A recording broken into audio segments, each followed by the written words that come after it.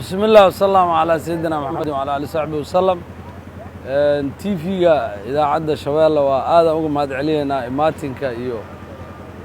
xaaladda maanta roobka imaata ka warqabisteeda culays caale oo hadda sida aad dareemayseen ba si guud oo saaka roobka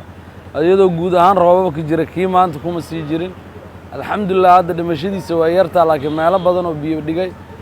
la tacaalistii dawladda hoose loogu tala galana sida naga arkaysaan maanta meelo uu xiray meelo badan aad makal mukarrama aad intaan 2 saacadood la gaarin waa ku guuleysana inuu furmo naasablooda waa aragtaan lambar 4 insha Allah waa fureena sidii aad u taqiineenba wadooyinka labada iskool booliisiya naga horeysana waa wadnaa dadaalkeeda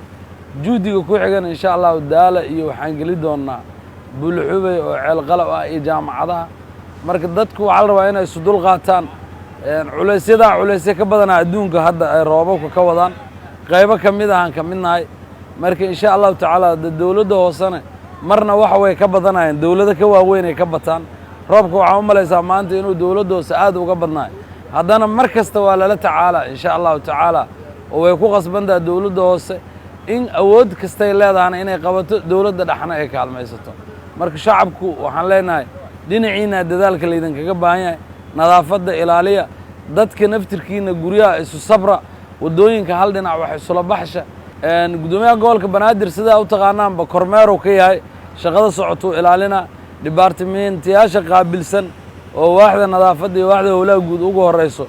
howlaha ay wadaan waa inuu soo kormeero duqo marka jiif uma lahan markasta wuxuu ku qasban yahay waxa socda inuu soo arko si waxa lagaga qaadanaa go'aankeeda uu arko maanta kormeer badan uu sameeyay duqa shaqooyinka socda ah alxamdulillah haddana shaqooyinkii uu ka tagay inay isdabciyeen oo dadaalo la sameeyay booyadaha arkayseen aan soo kireynay dawladda ma wada haysan matoorraa kacsan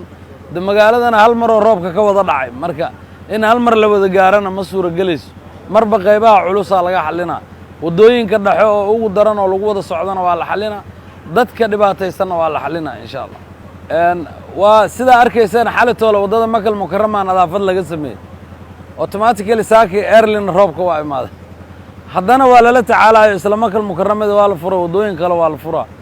roobka waa nimco marna waa musiibo marka uu dib leeyahana waa musiibo marka kalena waa nimco oo waa loo baahan yahay marka mar kasta waa ku dadaaleyna insha Allah in xal la helo hadii la